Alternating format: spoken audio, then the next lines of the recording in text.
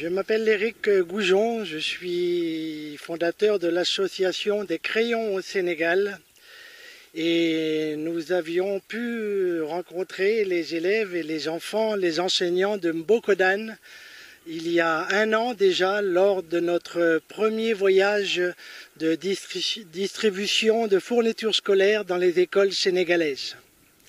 Cette école m'avait beaucoup marqué, profondément marqué, par le nombre des enfants et surtout le manque d'eau, le manque d'électricité et le manque de sécurité, le manque de bien-être, le manque de se sentir chez eux dans leur école. Et lorsque j'ai quitté ce village, j'avais à cœur de revenir pour essayer de faire quelque chose pour eux. Ce qui est fait, et on a vu la participation des populations. Comment vous avez trouvé cela? L'important dans le choix des travaux à réaliser pour l'association était de faire participer les enfants, les enseignants et les villageois. Bien sûr qu'il y aurait peut-être eu besoin d'eau, besoin d'électricité, mais ces travaux ne sont possibles que par des entreprises.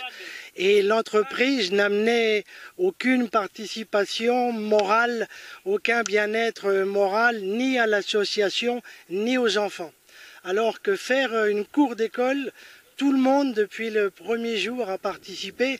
Faire les métrés, les enfants ont fait les trous, les enfants ont peint les piquets, les portails et les villageois et les enseignants se sont joints à nous pour les travaux de pose et pour les travaux de grillage et de finition.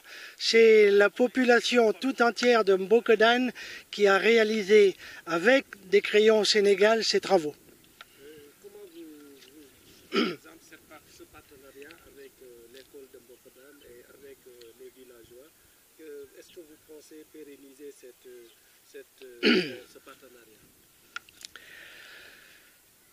Intervenir en tant qu'association pour aider les écoles ou les enfants ou les gens en Afrique, au Sénégal, puisque c'est l'endroit que j'avais choisi, ne peut pas durer toute une vie. On ne peut pas toujours aider les mêmes et on ne peut pas non plus, nous, associations, arriver à aider tout le monde. L'association est privée, elle n'a donc que très peu de moyens de financement et nous avons réalisé ici à Mbokodane des travaux très importants. Maintenant, je reviendrai bien sûr avec grand plaisir pour surtout voir justement s'il y a pérennité dans ce projet. C'est-à-dire que le grand bonheur serait de revenir ici et de voir des plantations peut-être, des arbustes, des potagers ou des choses comme ça qui ne pourront plus être abîmés par les animaux puisque maintenant tout cela ne sera plus possible avec la fermeture de l'école. Maintenant, par rapport des crayons au Sénégal, l'association, vous préparez une fête de l'association que les villageois ont réservée, ne serait-ce que pour vous. Là, vraiment, qu'est-ce que vous en pensez?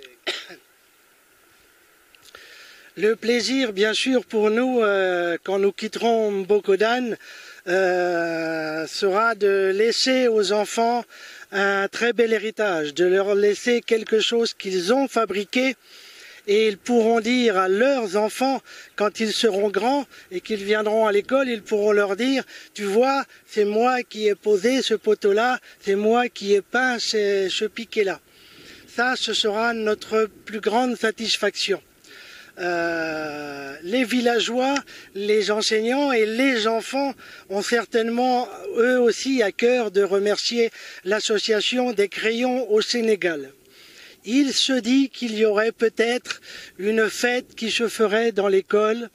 Il se dit qu'on ferait peut-être même une inauguration avec les élus dans les prochaines heures.